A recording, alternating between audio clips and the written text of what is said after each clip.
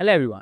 आज हम बात करेंगे हाइपोथेसिस टेस्टिंग के बारे में। पर सबसे पहले एक सिंपल सा क्वेश्चन, क्या आपको भी लगता है कि कोई चीज़ सही है पर आपके पास कभी प्रूफ नहीं है? हाइपोथेसिस टेस्टिंग इसी बात का सोल्यूशन देता है। In simple terms, hypothesis testing एक मेथड है जिससे हम चेक करते हैं कि कोई असम्पशन या क्लेम सच है या नहीं। तो सबसे पहले ये समझना ज़रूरी है कि हाइपोथेसिस क्या होता है। हाइपोथेसिस एक एजुकेटेड गेस है जो हम किसी चीज़ के बारे में करते हैं।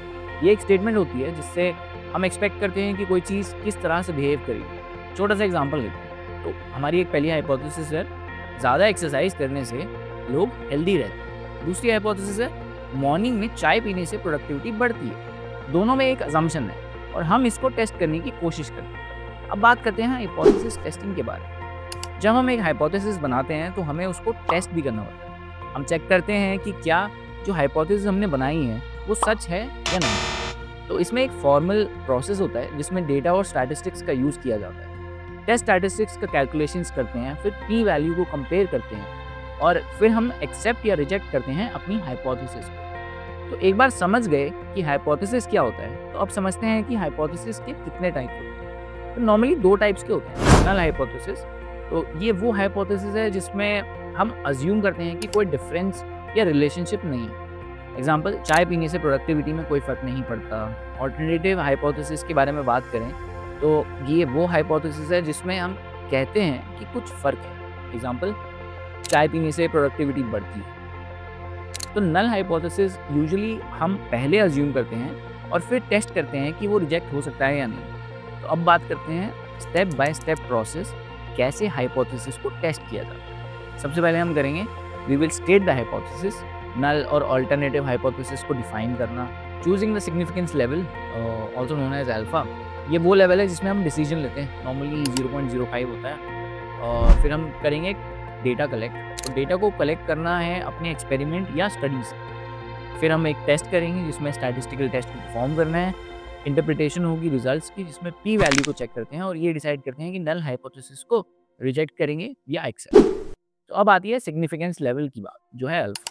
तो अल्फा लेवल को हम एक थ्रेशोल्ड की तरह समझते हैं। जब हम हाइपोथेसिस टेस्ट करते हैं तो हम डिसाइड करते हैं कि किस लेवल तक हम एरर टॉलरेंस रखना चाहें। कॉमन अल्फा लेवल होता है 0.05, मतलब अगर पी वैल्यू 0.05 से छोटा होता है तो हम नल हाइपोथेसिस को रिजेक्ट करते हैं। अब एक एग्जांपल लेते हैं। अगर आप एक ड्रग टेस्ट कर रहे हो जिसमें अल्फा लेवल 0.05 का मतलब है कि अगर आपके ड्रग के रिजल्ट 5% से कम चांस के साथ गलत निकलते हैं तो हम ड्रग को इफेक्टिव मानेंगे। अब बात करते हैं पी वैल्यू के बारे में।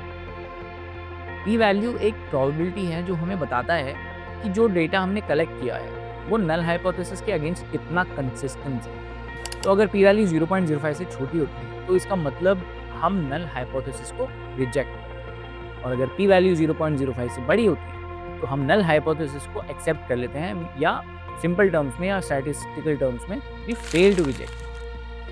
सिंपल एग्जांपल एक और लेते हैं इसको समझने के लिए। अगर पी वैल्यू 0.02 है तो हम कह सकते हैं कि हाइपोथेसिस जो हमने बनाई है वो स्टैटिस्टिकली सिग्निफिकेंट है। एक और छोटा सा एग्जांपल, मान लीजिए आपको ये टेस्ट करना है कि एक्सरसाइज से लोगों की परफॉर्मेंस इंप्रूव होती है।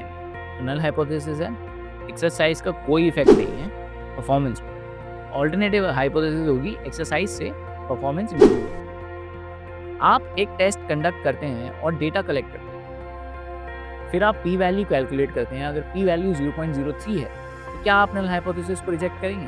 हाँ, क्योंकि 0.03 आपके सिग्निफिकेंट लेवल से कम है। अब थोड़ा एडवांस एग्जांपल लेते हैं। मान लीजिए एक कंपनी अपनी न्यू मार्केटिंग कैंपेन को टेस्ट करना चाहती है। उनका हाइपोथेसिस है कि ये कैंपेन से सेल्स में 10% का इंक्रीज होगा। तो नल हाइपोथेसिस होगी, कैंपेन से सेल्स में कोई डिफरेंस नहीं है।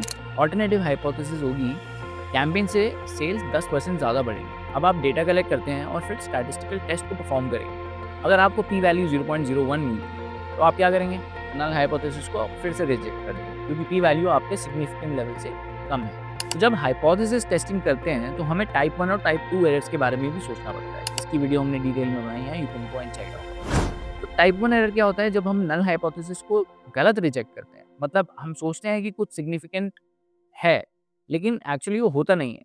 एग्जाम्पल, आप सोचते हैं कि किसी न्यू ड्रग से ट्रीटमेंट हो रहा है लेकिन एक्चुअली वो ड्रग काम नहीं कर रहा है। अब टाइप 2 एरर के बारे में बात करते हैं। तो जब हम नल हाइपोथेसिस को गलत एक्सेप्ट करते हैं, मतलब हम सोचते हैं कि कुछ नहीं है लेकिन एक्चुअली कुछ सिग्निफिकेंट था, इसका एक छोटा सा एग्जांपल होगा कि आपको लगता है कि मार्केटिंग कैंपेन का इफेक्ट नहीं है, लेकिन एक्चुअली उससे सेल्स बढ़ गई। तो अब देखते हैं कि हाइपोथेसिस टेस्टिंग रियल वर्ल्ड में कहाँ यूज होता है। सबसे पहले मेडिकल रिसर्च, तो न्यू ट्रीटमेंट्स या ड्रग्स के इफेक्टिवनेस को टेस्ट करना। बिजनेस और मार्केटिंग के बारे में बात करें अगर, तो मार्केटिंग स्ट्रैटेजीज या प्रोडक्ट चेंजेस का इम्पैक्ट समझने के लिए हम यूज़ कर सकते हैं। क्वालिटी कंट्रोल में मैन्युफैक्चरिंग प्रोसेस में डिफेक्ट्स को आइडेंटिफाई करते हैं हम यूजिंग हाइपोथेसिस टेस्टिंग। फिर आती है सोशल रिसर्च, जिसमें पब्लिक ओपिनियन या बिहेवियर को समझने के लिए हम हाइपोथेसिस टेस्टिंग यूज़ कर सकते हैं। तो दोस्तों, आज हमने हाइपोथेसिस टेस्टिंग के बारे में काफ़ी कुछ सीखा। हाइपोथेसिस क्या होता है, नल और अल्टरनेट हाइपोथेसिस का डिफरेंस हमने जाना, कैसे डेटा के थ्रू हाइपोथेसिस को टेस्ट किया जाता है, और पी वैल्यू और अल्फा लेवल का सिग्निफिकेंस या फिर इम्पोर्टेंस बोल लेते हैं उसको, और रियल वर्ल्ड में कैसे हम इसे अप्लाई करते हैं। अगर आपको ये समझ में आया हो तो अपनी नेक्स्ट स्टडी या एक्सपेरिमेंट में हाइपोथेसिस टेस्टिंग का यूज़ कर सकते हैं। Thank you so much for your time and attention. मुझे उम्मीद है कि आपको हाइपोथेसिस टेस्टिंग समझने में मदद मिली होगी। अगर आपके और कोई डाउट्स हैं या आपको कोई भी क्लैरिफिकेशन चाहिए तो feel free to reach out, or you can just mention your doubts in the comments. Wishing you all the best in your learning journey. Stay curious and keep exploring. Also, do not forget to subscribe to Newton School Data Science. See you in the next video with a similar content.